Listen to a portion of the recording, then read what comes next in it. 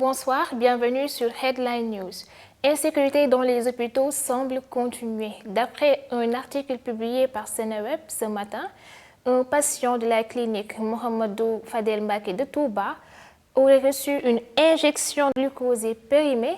L'infirmière mise en cause affirme qu'elle n'avait pas su que la date de péremption du médicament était dépassée. Nous reviendrons dans un entretien avec Dr Mamadou Mansour Diouf sur la question de sécurité dans les hôpitaux. La compagnie Air Sénégal a annoncé l'ouverture d'une nouvelle desserte qui va relier Dakar à Washington via New York et cette liaison sera effective en septembre 2021. Le général Mohamed Idriss Déby, le chef du conseil militaire tchadien de transition, s'est entretenu ce lundi à Niamey avec le président Mohamed Bazoum pour annoncer la fin des opérations contre les rebelles. L'armée tchadienne a annoncé que l'opération contre les rebelles qui mènent depuis un mois une offensive est désormais finie, que la situation est sous contrôle et le territoire national sécurisé.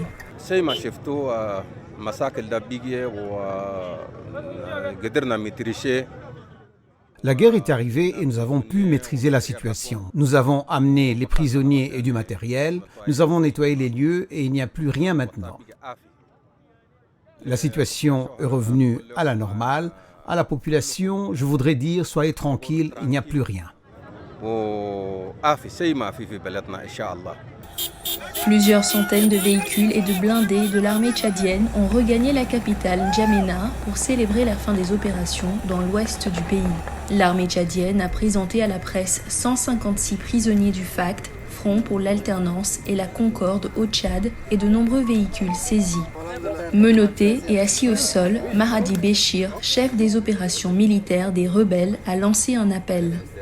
J'adresse un message à mes frères qui souffrent dans la rébellion. Pour ceux qui sont morts, paix à leurs âmes. Et pour ceux qui sont capturés vivants, je demande aux autorités de respecter leurs droits de prisonniers de guerre. Ceux qui sont encore en rébellion en dehors du pays, de rejoindre la légalité pour qu'ensemble, ils contribuent à bâtir un pays de droit et démocratique.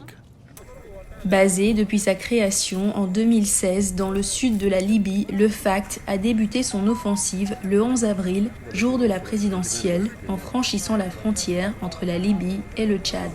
Ils sont ensuite passés par le Niger avant de revenir au Tchad dans le Kanem où ils ont fini par être capturés dimanche selon les autorités militaires tchadiennes. Bientôt la fin du Ramadan en Algérie, des volontaires cuisinent et distribuent un millier de repas par jour à des personnes dans le besoin dans les quartiers d'Alger. Dans cette cuisine, dans le quartier de Bab El Oued à Alger, les volontaires de l'ONG El Amel Jazair Hope sont à l'œuvre sous la direction du chef cuisinier Mohamed Haddad. Bientôt, ce sera l'heure de la rupture du jeûne et de nombreux nécessiteux attendent ce repas du jour, des boulettes accompagnées de la salade. Tout le monde met la main à la pâte, y compris les tout-petits. J'amène toujours ma fille avec moi car elle aime faire du bénévolat pour ce genre d'initiative. Elle aime m'accompagner ainsi que d'autres dans la cuisine. C'est du travail humanitaire. C'est bien qu'elle grandisse avec ses valeurs.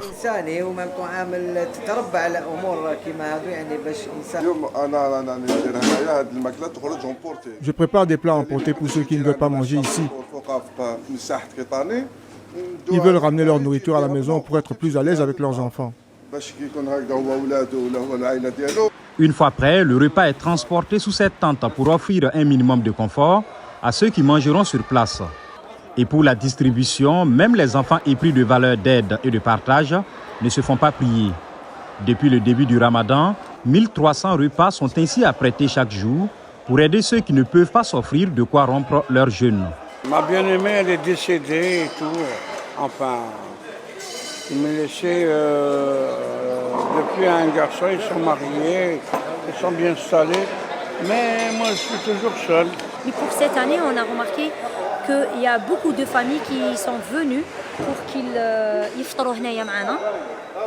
Et on trouve ça, c'est à cause de Corona, que les familles ou les pères de famille, ils se trouvent sans boulot, sans travail.